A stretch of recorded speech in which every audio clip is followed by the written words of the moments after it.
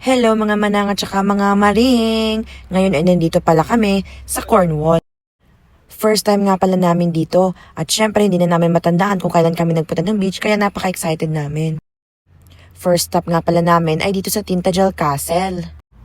Medyo maambon-ambon pa nga kasi napakaaga namin pumunta, like 4 AM pa ay nag-start na kami ng biyahe kasi nga 2 to 3 hours yung biyahe mula sa amin patungo dito. First namin na stop na puntahan na yung Tintagel Castle talaga, kaya lang medyo nagkamali kami. Dahil ang Tintagel Castle na yon na isa na palang hotel, kaya dito kami dumaan sa parang isang napakalaking sementeryo na napakaluma na. Nakakatakot nga, around 6 AM ay nakarating na kami dito. Napakaganda ng lugar. Dito mo pala makikita yung mga bulaklak na tumutubo sa mga bato at sa mga bangin dahil nga springtime na ngayon dito sa UK. At talagang nakaka-amaze lang yung trail na ginawa nila, nakakamangha yung formation ng mga stone na ginawa nilang pader para sa trail na ito. Ang lugar nga pala na ito ay pagmamay-ari na ng National Trust at English Heritage. At dahil nga ay napakaaga namin ay wala pa masyadong tao ang lugar.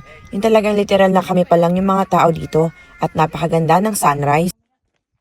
Yun nga lang hindi namin napuntahan yung kinalooban talaga kasama na yung statue ni King Arthur na nasa ibabaw dahil nga ay close pa ito. Wala pang tao at wala pa ding fee or admission fee nung papasok na kami dito. Pero yun nga lang, close yung door papunta dun sa statue. Kaya bumalik na lang kami ulit at nakita naman namin na maganda naman talaga yung lugar. Ang Tintagel Castle o na-mispronounce namin as Tintagel Castle, isa talaga ito sa pinakagusto kong mapuntahan dito sa Cornwall dahil nga napakaganda ng beach at nakakamanghalang yung King Arthur statue. Shoutout ko nga pala ang mga kasama kong mga ganda dito sa aming explore na to na walang iba kundi si my friend Romalyn Caro, si Bridget Andalis at saka si Mariela Agapay. Hello sa inyo mga friends!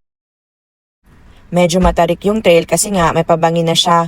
Pero okay naman dahil maaga pa naman at full force pa ang mga energy ng mga people kahit sobrang excited at hindi ka anong nakatulog kagabi. May kino-construct din na bridge patungo doon sa statue at sa isa pang aisle. Kaya sa malayuan ko na lang muna nakita yung statue. Eto lang naman talagang statue ni King Arthur ang gusto ko talagang makita dito sa Tintagel Castle dito sa Cornwall. Yun nga lang, close pa yung ticket booth. Yung ticket office ay wala pa yung staff kaya hindi na rin kami tumuloy. Under construction pa din yung isa pang tulay na ginagawa nila. Hello sa mga brothers namin na nandito din sa aking vlog. Shoutout ako dyan sa inyong lahat. Maraming salamat.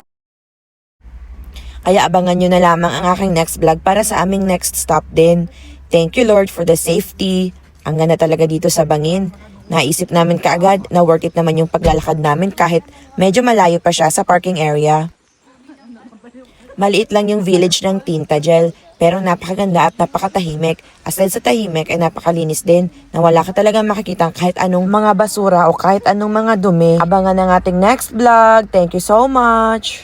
God bless po sa inyo.